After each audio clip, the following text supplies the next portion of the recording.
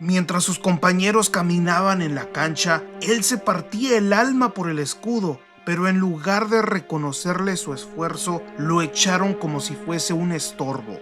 Acompáñame a conocer la historia del Capitán Celeste y cómo éste logró redimirse.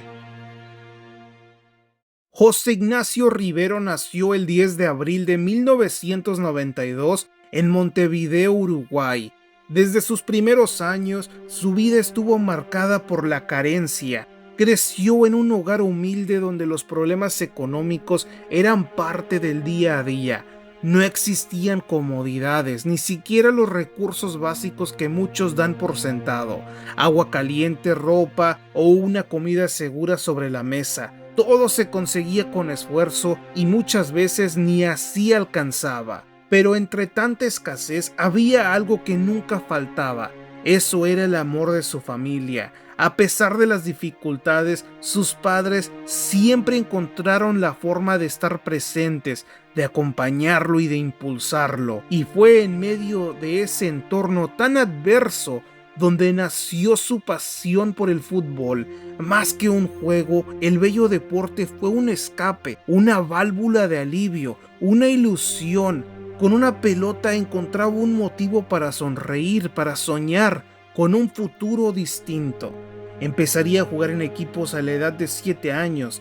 Esto se dio gracias a su tío, quien lo inscribió en la Liga Uruguaya Baby Fútbol, o Valley Fútbol como se le conoce, la cual es una red de clubes, ligas y torneos organizados para niños de 6 a 13 años de edad. En dicha liga obtuvo sus inicios con el San Martín Bonomi. Más adelante jugó para el Arapey Mendoza hasta el límite de edad. Posteriormente dio el salto al Danubio de la primera división. En la franja comenzó su formación, sin embargo no la terminaría con los de la curva, dado que los problemas económicos lo obligaron a dejar el equipo en favor del Central Español, de la segunda división. El jugar con los palermitanos le permitió finalizar dicha formación y dar el salto al primer equipo en la 2012-2013.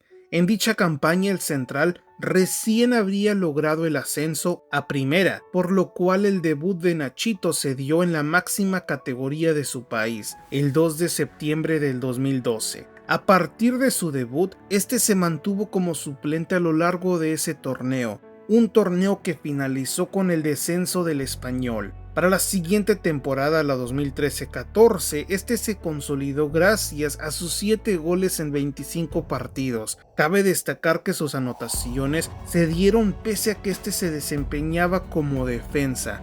Sus grandes contribuciones provocaron que el Central finalizara entre los mejores 10 del campeonato. Esto les permitió jugar la liguilla por el tercer puesto para ascender a primera.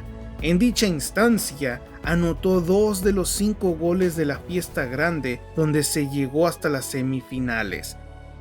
El siguiente torneo fue aún mejor, dado que en menos de la mitad del campeonato registró 6 tantos. Esto le ganó la atención del Defensa y Justicia. Su fichaje con el equipo argentino llegó en el momento adecuado, debido a que no contaba con el salario fijo en Central. Mientras la rompía con este conjunto uruguayo, sus padres todavía lo seguían apoyando económicamente. El sacrificio valió la pena, dado que este llegó junto con el nuevo entrenador Ariel Holland, quien estaba por hacer su debut como técnico luego de ser parte del cuerpo técnico de Matías Almeida en Banfield. La llegada de ambos consolidó el proyecto del equipo, dado que hasta ese momento en 2015 el Halcón jamás había finalizado en la parte alta de la tabla. Siempre se le conocía como un equipo sin faltarle al respeto, de medio pelo, uno más del montón. Esto cambiaría en el 2016, dado que en esta temporada finalizaron en la parte alta de la tabla, logrando así su primera clasificación a un torneo internacional. Las contribuciones de Rivero se dieron en defensa debido a que fue colocado como lateral. En dicha posición se ganó la distinción de ser considerado como uno de los mejores en su posición del fútbol argentino. Tras esta gran campaña, Rivero continuó siendo uno de los mejores futbolistas del Halcón durante los próximos años. Esto llamó la atención de un equipo turco que buscó hacerse de sus servicios. Su destino estaba en Europa, Sin embargo, apareció Grupo Caliente con el dinero en la mano y terminaron concretando su fichaje. La llegada a nuestro país le permitió brindarle ayuda económica a su familia, dado que su sueldo en defensa solo le alcanzaba para él y a su pareja. La estadía con Tijuana inició en el Clausura 2018. En este torneo el entrenador en turno fue Diego Coca, quien tomó la decisión de utilizarlo como medio defensivo. El trabajo de Rivero se complicó en el mediocampo debido a que jamás habría jugado en pasto sintético. Le tomó tiempo el adaptarse. Sin embargo, este logró disputar casi 1000 minutos en la fase regular. Ya en la liguilla le tocó estrenarse con este golazo que igualó el marcador en la ida. Para la vuelta se logró obtener la victoria y el pase a semifinales, donde lamentablemente se perdió ante el Toluca. Concluyendo el gran torneo, el equipo perdió un total de 7 futbolistas. Muchos de ellos fueron vendidos, como Pablo Aguilar, quien fue vital en el esquema del argentino. ¿Qué se puede esperar con tantos cambios más que el fracaso? Se finalizaría en la parte baja de la tabla, lo que ocasionó el despido de Coca y la llegada de Óscar Pareja. Este ciclo se repitió muchas veces, pues Pareja logró levantar al equipo, clasificarlo a la liguilla y posteriormente se lo desarmaron. Y se repite la historia, despiden al colombiano en favor de Gustavo Quinteros, el argentino quiebra el ciclo tomando la decisión de quitarle el gafete de capitán a Rivero y apartarlo de la titularidad. Eventualmente le comunicó a la directiva que no contaría más con Rivero. Por este motivo le buscarían acomodo en otro equipo en el mercado nacional. La decisión del técnico fue muy extraña debido a que su razón por dejar ir a Rivero se debía a que este no encajaba en su idea de juego. La versatilidad de un futbolista hoy en día es una necesidad. Por este motivo se cree que la directiva quiso desprenderse de su mejor elemento de 28 años para poder venderlo y de paso traer más futbolistas. Al final lo echaron de la peor manera, pero como dicen, no hay mal que por bien no venga. Le terminaron haciendo el favor, puesto que Jaime Ordiales acordó un préstamo por 1 año con opción a compra de cara a la apertura 2020. De esta forma dio inicio a su etapa con Cruz Azul. En su primer semestre, Siboldi lo utilizó en todas las posiciones del medio campo. Pese a su gran versatilidad, este no logró encajar en el medio campo celeste de este plantel. Por esta razón, muchos de los aficionados le reprocharon su nivel. Las críticas aumentarían aún más luego de la derrota ante los Pumas en la semifinal. Tras esa humillación, Siboldi fue despedido en favor de Juan Reynoso, quien lo utilizó como lateral. El cambio de posición lo ayudó a consolidarse como un elemento importante gracias a su ida y vuelta. Su rendimiento en dicho campeonato fue excepcional. Gracias a ello se ganó la titularidad en la liguilla. El gran nivel de Rivero fue clave para el gol de la máquina en la gran final. En esta jugada podemos ver cómo este balón prácticamente estaba perdido en la zona defensiva de la máquina. Sin embargo, Rivero lo cabecea hacia Yotun, quien termina dando el pase de gol. Luego de la anotación, Rivero se mantuvo un par de minutos más en el terreno de juego hasta que salió en los minutos finales. Dichos minutos, que los vivió desde la banca, fueron eternos. Finalmente, el árbitro silbó el final, dando así la conclusión a la malaria de la máquina. La celebración pasará a la historia y en todas las imágenes y videos aparece Nacho con el balón. Jamás lo soltó. Esta sería la última imagen que se tendría de Rivero, dado que la directiva no estaba dispuesta a desembolsar los 7 millones que pedía el Tijuana.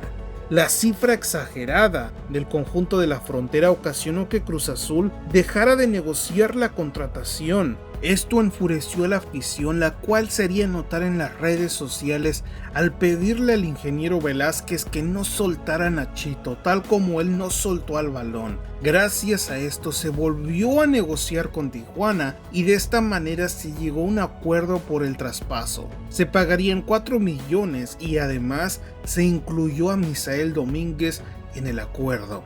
Tras toda esta novela, Rivero disputó su primer partido ya como jugador de la máquina, el campeón de campeones ante León. En este encuentro, Nacho disputó la mayor parte del partido, que terminó llevándose Cruz Azul. Nuevamente en la celebración, Nacho no volvió a soltar el balón. Dicho trofeo fue el último que se pudo disputar con todo este plantel, dado que finalizando el torneo regular de la Liga MX, mayor parte de ese plantel se fue de la máquina. A partir de ese torneo se perdió la identidad del equipo. Llegaría Diego Aguirre a conquistar un título que no le correspondía, pero se ganó, y eso es lo que importa. Esa victoria nos dio la última imagen de Nachito sosteniendo el balón. Arrancaría la temporada y esta fue de las peores gracias a la humillante derrota ante el acérrimo rival. Se terminaría el proceso de Aguirre, iniciaría el interinato del Potro Gutiérrez, luego su propio proyecto, el cual terminó fracasando. Llegó Joaquín Moreno, seguido por el Tuca Ferretti, y finalmente llegó Martín Anselmi y Iván Alonso a cambiarle la cara a este Cruz Azul. El cambio dio inicio con polémica, dado que la salida del capitán Juan Escobar dio de mucho de qué hablar. Era todo un ídolo para la afición, así que su salida levantó muchas críticas en torno al nuevo proyecto. Sin embargo, con la salida del capitán, esto significó que se tendría que elegir a otro capitán, el cual terminó siendo Nacho Rivero,